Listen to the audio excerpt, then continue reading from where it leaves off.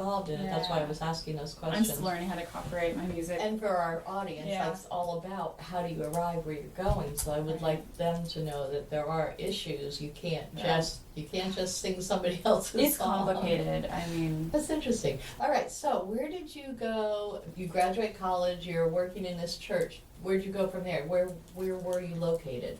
well, we were in Tallahassee. You're in Tallahassee, you and your husband both. Yep. So you met and married your husband when you were still in college, or did you marry right after college? Right before the last semester, we just decided we didn't want to wait anymore.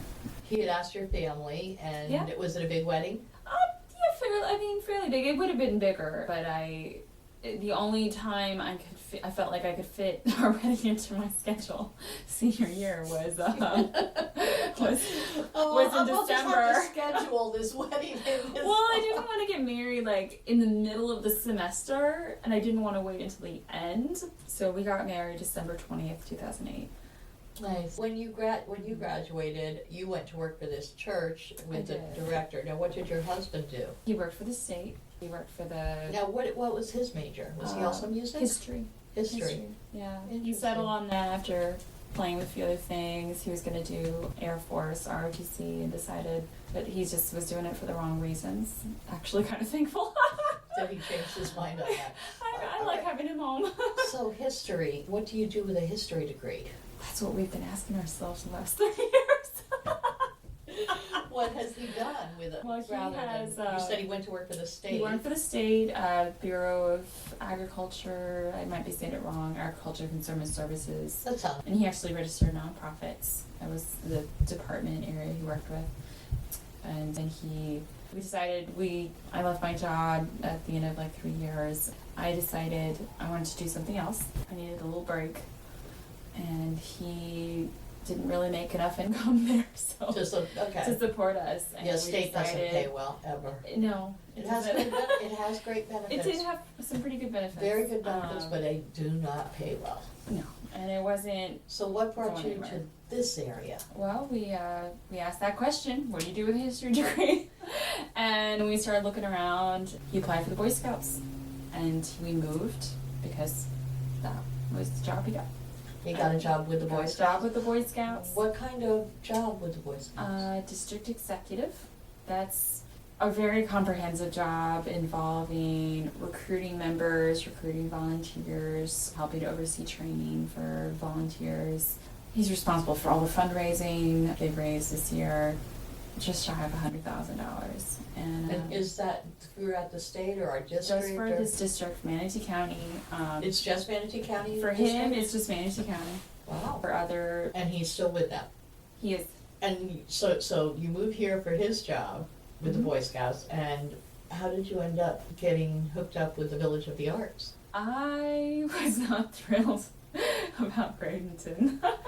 I guess I had these pre-notions, just because I have family that lives here, and I thought... Oh, you had family that lived in Bradenton? Yeah, we weren't very close. I don't know them very well, but I just thought, well, gee, Bradenton, like, I don't know, it's never really what I thought about. Kind of, yeah. Yeah, you're from Miami, and then It Tallahassee. seemed pretty different. I said, okay, well, I'll move to Bradenton if I can find an arts community. And lo and behold, we have one of the largest ones in the city.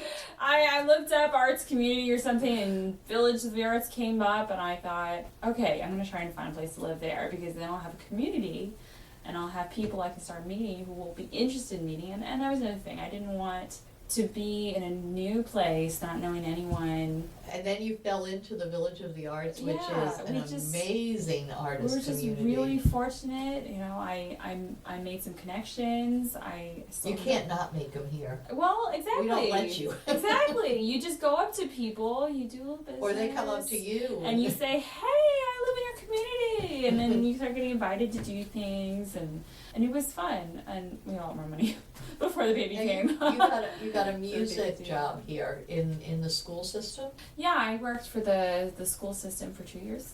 Now that was part-time, was it not? No, it was full-time? I was a full-time music teacher for Anna Maria Elementary and Rogers Garden. So they switched you between two schools? Yes. So a music teacher in this area gets two schools, or do some of them get more? No, I was the only one with 2 schools. Okay. It's just because those two schools had such a small population. It's maybe 2 to 250 students compared to like GP Miller has like 800.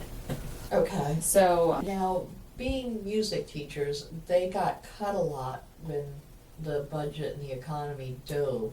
yeah. How did that affect the schools? Did they start making music teachers go to more schools, or did they just drop programs? I've only been here for 3 years, so I don't know how it affected this area too much. Every district responds to cuts very differently based on the personal convictions of the people in charge.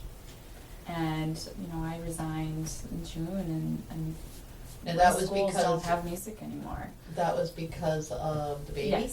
Yes. You were expecting and it was time to be mommy. I tried working and pumping and being mom for 4 or 5 months, and I knew after about a week that I couldn't do it. I finished my contract. I felt like I had to honor that, and I finished it out. I decided the best thing for my life was to resign and pursue a more flexible lifestyle. So now tell us about this flexible lifestyle, because this is very interesting. Okay. You are starting up a business of your own. Yes, it's a sole proprietorship right now. I did a couple of sessions with the SCORE business mentors and decided that was the best route. So what was it you decided you wanted to do? Okay, well, the biggest thing I wanted to do was teach music garden, which, if you're not familiar with the program, it's the philosophy behind music garden. You get to Music garden? music garden. Garden. The opposite of kinder music. Oh, Kinder okay. music garden. It's actually created by the same lady who sold kinder music, then got together with the lady from Montessori and kind of meshed the two philosophies together and made a whole new curriculum Very based nice. on her last one. She was a really smart business lady. They use folk songs and classical music to drive the music side of the curriculum. Which are your two of your favorite Yeah. genres? What would really appeal to me as just an educator was the way that they teach music. They teach it through short fragments of rhythms, rhythmic patterns, and melodic patterns. And so I might say, ba, ba, in my class, and everybody echoes. For the melodic side, I might sing, ba, ba, ba, that's so, so me. Everybody echoes. And I don't see a response from the children right away. The parents are doing a lot of echoing. But I've noticed from my own child that later in the week, spontaneously seemingly, he will repeat those patterns. And he will internalize them. And later in the curriculum, when they get older, And he's only 11 months. Correct. So And he's starting to just... they're not even talking at that these. age, are they? Really? No, not really. He says da, da, da, da. But And he sometimes does he it. says it towards my husband, He doesn't usually use that kind of verbal language to mean But they're something. picking up the melody. Yeah, and he's very musical when he makes sounds, I've noticed. He has louds and softs and... So you're starting them as babies, Yeah. teaching them music, and Yeah. then into the toddler range. Yeah. And how are the toddlers with it? Really, really good. My toddler student, he took a little while to get used to it, a few weeks, but very expressive when she echoes me. And she'll put her hands close to her mouth and she'll go, ba, ba, ba. And she'll have fun with it. Now you're teaching, are you using the piano when you're teaching them, or is it No. just, so your voice is also an instrument, Yes. and probably more used by you now than the piano. Yes. Unless I'm doing a gig. So we get into another form of income for you, in Yes. addition to your classes, and you were talking about expanding those classes into Yeah. young children. 0 to a 5 right now. Right now we're teaching 0 to 3, and I want to expand it to 0 to 5 for the spring.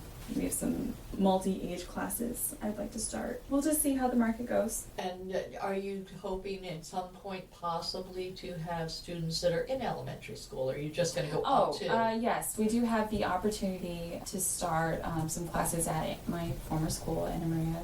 I've gotten permission. I'm just figuring what classes I would offer and what the cost would be, and So I'm getting those proposals together. Very But nice. they've given us permission to pursue that. That's very, very nice. So hopefully that will come together. And then on top of that, you occasionally play out Yes. when we say that, that means we're getting paid for it. Yeah. Yeah, sure. Yeah. All the church stuff I do now is volunteer for my church.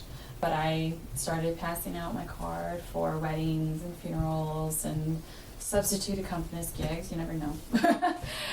I've been playing at nursing homes, and they play fairly. They pay fairly. Especially at Christmas time.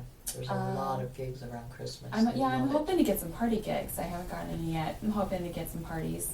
Those are fun. I love Christmas music. That's how I started playing in the village. Was Christmas time. That was nice. And what about adults? Would you have adult singing classes, you think?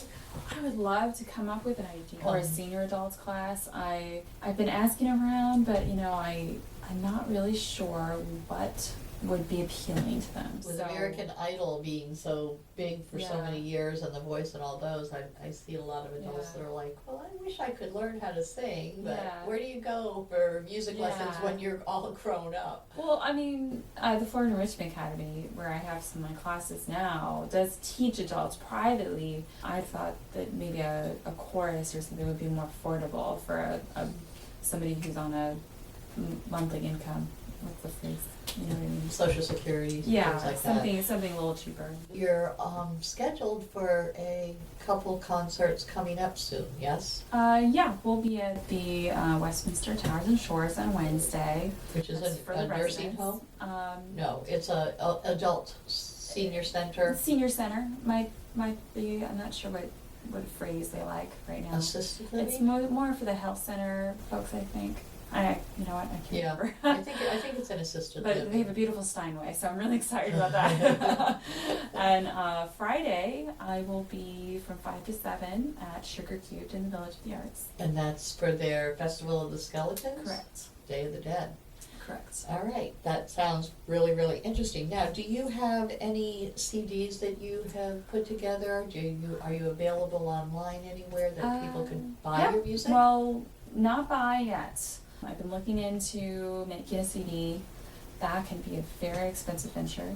You can easily spend 10 to 15 grand on a CD, on quality CD. I don't have that kind of money to risk for my family. So I've been recording at home and just posting things online on SoundCloud.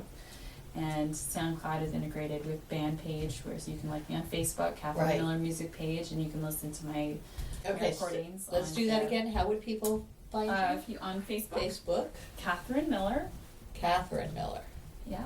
And that's with a C. CATHERINE. Catherine Miller Music Page. Music Page. And I did that so I could remember when I'm looking at it, my page versus your my personal page. Right. You don't want people hooking up with you on your family page. Yeah. One's family, one's business. Your music. Yeah. Yes. And so that's integrated with Bandpage, and there's a tab Bandpage to listen to the different recordings, and they're not quality at all. And people go to Bandpage for getting people to come work for them. They want to hear what they do. And they have events and they post them to the Bandpage. Yeah. The Bandpage allows me to post music, so I can make a recording at home.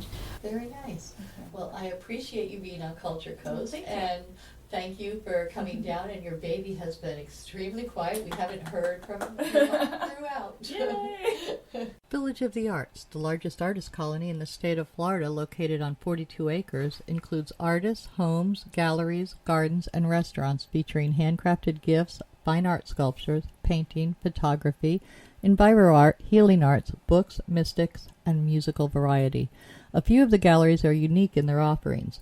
Village Voices specializes in books and art created exclusively by Florida residents. The Dancing Crane Gallery offers fine art, custom jewelry, and unique innovative art. The Village Mystic offers all things metaphysical: meditation, massage, mediums, aromatherapy, psychics, shamans, Reiki healing, and the gem mine, where you can mine for your own personal treasure. Yoga Arts offers classes or one-on-one coaching. Musicians and bands can be found throughout the area. Many of the artists and musicians offer classes. Restaurants and bakeries provide respite for the weary and magic for the foodies. Visit during the first Friday Art Walk and stroll through the shops and galleries enjoying free appetizers, wine, music, and demonstrations.